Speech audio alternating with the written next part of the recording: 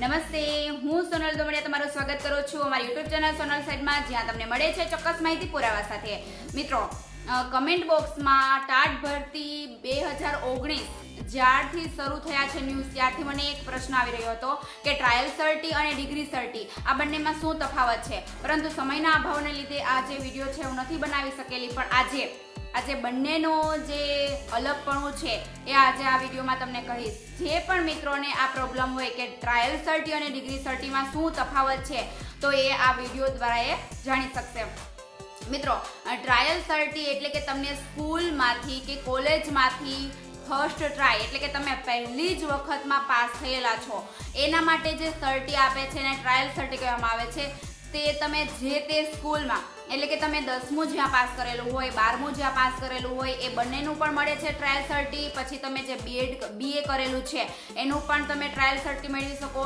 પછી MAનું અને BEdનું આ બધા ટ્રાયલ સર્ટી તમે મેળવી શકો છો. તમે જે તે કોલેજ કે જે તે સ્કૂલમાં જ્યાં ભણેલા હોય ત્યાંથી તમે આ મેળવી શકો છો. એને ટ્રાયલ સર્ટી કહેવામાં આવે છે કે ફર્સ્ટ ટ્રાયમાં જ તમે પાસ થયેલા છો. એ તમે ગમે ત્યારે સ્કૂલમાં જશો તો તમને કાઢી દેશે. તમારું રિઝલ્ટ લઈને જશો એટલે તમને ચિંતા વગરનું નીકળી જશે.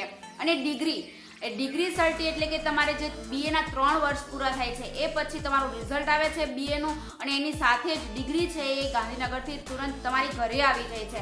એ ડિગ્રી સર્ટી છે. તમે આ બંને જે ફોટો છે એ તમે આમાં સ્ક્રીન ઉપર જોઈ શકો છો કે ટ્રાયલ સર્ટી મેં મારા પોતાના ટ્રાયલ સર્ટી અને ડિગ્રી સર્ટી બંને મૂકેલા છે BAના.